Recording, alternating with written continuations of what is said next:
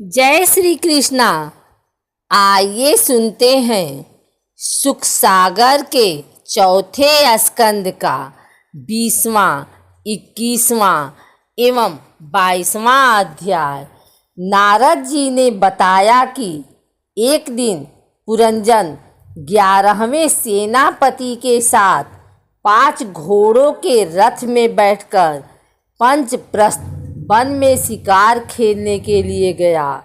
उसने तीखे बाणों से निर्दोष जानवरों को मार डाला।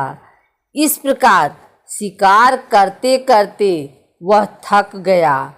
जब उसे भूख प्यास सताने लगी तो शिथिल होकर महल में लौट आया। महल में आकर वह सुंदरी भार्या को ढूंढने लगा, परंतु वह कहीं नहीं मिली। अन्य स्त्रियों ने बताया कि आपकी प्रिया बिना बिछाए जमीन पर पड़ी है। पुरंजन उसकी खुशामद करने लगा। पहले उसके चरणों को पकड़ा, फिर उसे गोद में बिठाकर प्यार करने लगा। सुंदरी अनेकों नखरों से पुरंजन को पूरी तरह बस में करके विहार करने लगी। राजा पुरंजन द्वारा उस सुंदरी से 1100 पुत्र और 110 पुत्रियां प्राप्त हुई। ये कन्याएं पौरजन्नी के नाम से विख्यात हुई। पुरंजन ने वंश की वृद्धि के लिए पुत्रों और कन्याओं का विवाह योग्य वर के साथ विवाह कर दिया। प्रत्येक पुत्र के 100 पुत्र उत्पन्न हुए। 21वां अध्याय प्रारंभ। नारद जी ने बताया कि चंडवेग नाम का एक गंधर्व राजा था। उसके अधीन 360 गंधर्व थे। उनके साथ सांवले और गोरे रंग की उतनी ही गंधर्व स्त्रियां थीं। वे बारी बारी से भोग विलास की सामग्री से भरी नगरी को लूटती रहती थी। चंडवेग के अनुचरों ने और 720 गंधर्व और गंधर्वियों ने 100 वर्ष तक 5 फल वाले सर्प से लड़ते रहे। उस समय काल कन्या वर की खोज में घूम रही थी।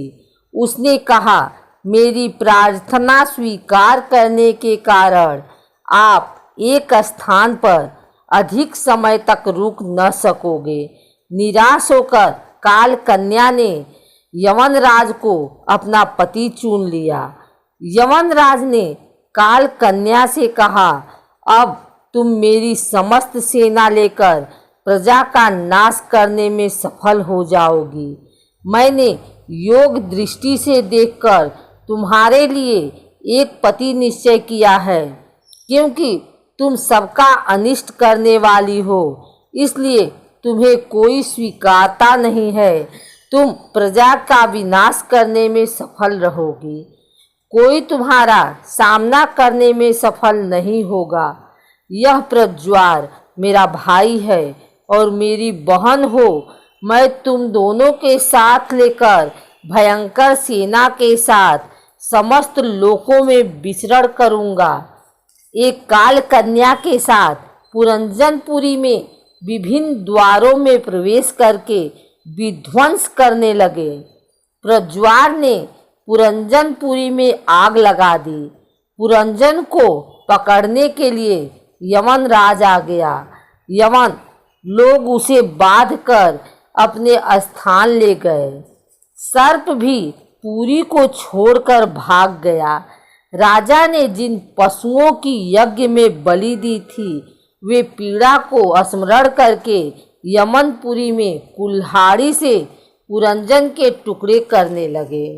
22वां अध्याय प्रारंभ। अपने अंतिम समय में पुरंजन अपनी पत्नी को स्मरण कर रहे थे। इसका परिणाम यह हुआ कि अगले जन्म में उन्होंने नृपश्रेष्ठ विदर्भ राज के यहाँ पुत्री के रूप में जन्म लिया। विवाह योग्य हो जाने पर विदर्भ राज ने घोषित किया कि मैं अपनी पुत्री का विवाह उसके साथ संपन्न करूंगा जो पांडेय नरेश के सब राजाओं को विजय कर लेगा। महाराज मलय ध्वज ने उन राजाओं को हराकर उस कन्या से विवाह किया। उनके यहाँ उस कन्या से 7 पुत्र और एक अति सुंदर पुत्री ने जन्म लिया। ये 7 पुत्र द्रविड़ देश के राजा हुए। महाराज मलय ध्वज ने अपनी पुत्री का विवाह अगस्त ऋषि से किया। अगस्त के दृढ़च्युत नामक पुत्र उत्पन्न हुआ। दृढ़च्युत के इद्मवाह नामक पुत्र उत्पन्न हुआ। मलय ध्वज ने पृथ्वी को अपने पुत्रों में विभाजित कर श्री हरि की आराधना हेतु मलय पर्वत पर चले गए। उनके साथ उनकी पत्नी वैदर्भी भी गई। मलय ध्वज अपने मन पर विजय प्राप्त करके ब्रह्म भावना में लीन हो गए। मलय ध्वज की मृत्यु पर उनकी पत्नी विलाप करती हुई उनके साथ सती होने को तैयार हो गई। उसी समय मलय ध्वज का एक पुराना मित्र आत्मज्ञानी विप्र आया। उसने मलय ध्वज की पत्नी को बताया कि मैं तुम्हारा वही मित्र हूँ जिसके साथ तुम विचरा करती थी। पिछले जन्म में मैं और तुम मानस निवासी हंस थे। विषय भोगों की इच्छा उत्पन्न होने पर तुम मुझे छोड़कर चली गई। तुमने एक स्त्री का निर्माण किया और स्थान देखा जिसमें 5 बगीचे, 9 द्वार, 3 परकोटे, 6 वैश्यकुल, 5000 और 1 द्वारपाल। 5 बगीचे इंद्रियों के 5 विषय, 9 द्वार इंद्रियों के 9 छिद्र, 3 परकोटे तेज जल और वायु के प्रतीक मन और 5 ज्ञानेंद्रियां मिलकर 6 वैश्य कुल थे। भाई हंस उस नगर की स्वामिनी के फंदे में पड़कर अपना स्वरूप खो बैठा।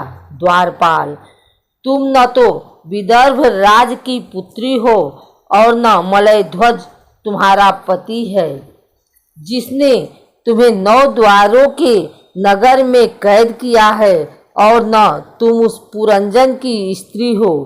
यह सब मेरी फैलाई हुई माया थी। तुम न स्त्री हो और न पुरुष हो। हम दोनों हंस हैं। मित्र मैं ईश्वर हूँ और तुम वही जीव हो। मैंने तुम्हें परोक्ष रूप से यह आत्मज्ञान का दिग्दर्शन कराया है, क्योंकि जगतकर्ता जगदीश्वर को परोक्ष ज्ञान बहुत प्रिय है।